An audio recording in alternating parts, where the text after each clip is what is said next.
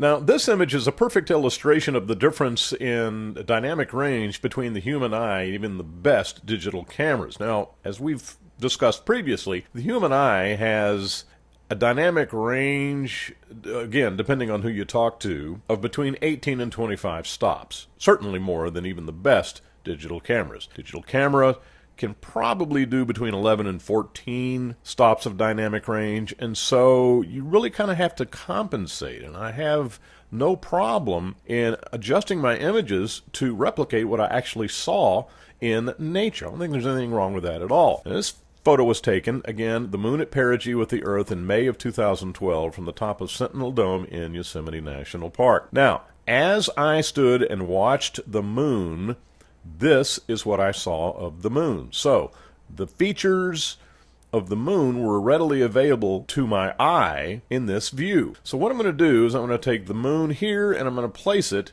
in this area right here to reproduce what I actually saw in nature. So we're going to come over here and we're going to take the magic wand tool. We're going to click once, and then I'm going to come up to select, inverse, and then I'm going to go Control J on the PC, Command J on the Mac, and I'm going to create two layers. I don't know why I did that, just purely 100% out of habit. So now we're going to take this image, pull it off the dock, come down, get the Move tool, hold down the Shift key, left click, hold it down. Get out of here.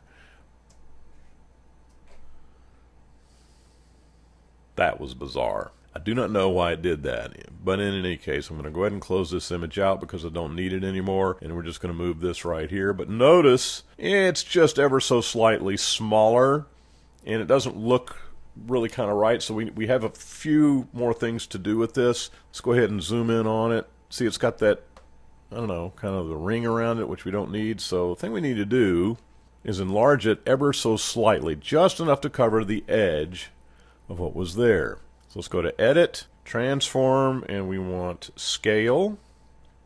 Grab the corner. Just bring it up just that much. That's all you need. Now we're just going to nudge it down. Let's go ahead and hit Enter to keep that change. We're going to nudge it down by tapping the down, up arrow, and now the left arrow. Now, see how easily that fits in there? But it still doesn't look natural. It's just a little bit too contrasty. It wasn't that contrasty when I looked at it. So what we're going to do is come into Curves, and we're going to go the opposite direction from what we usually do. Most of the time, we come down like this, which that's what we don't want. But we're going to come up and kind of make it blend in a little better, make it look a little more realistic. And that is a little more like what I saw. Yeah, that right there. So let's back out of this, see how that looks. Still just a little bit too contrasty, so let's go again to Curves, and we're going to do an inverted S-curve here just to see what happens. Let's experiment just a little bit. There we go. That is about what I saw.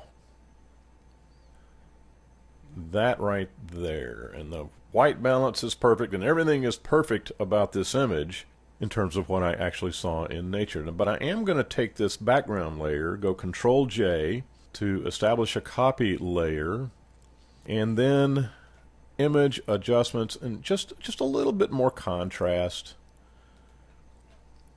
It's just a little bit washed out. Give it some more drama. And now that's creating a little bit of, it's not doing so well on the moon. So now we got to go back to the moon. We got to change that. Let's make this just a little bit brighter. And I'm going to take the brightness controller, which I never use, and let's just boost that. I just want to get rid of that contrast that's in there. So that's about right.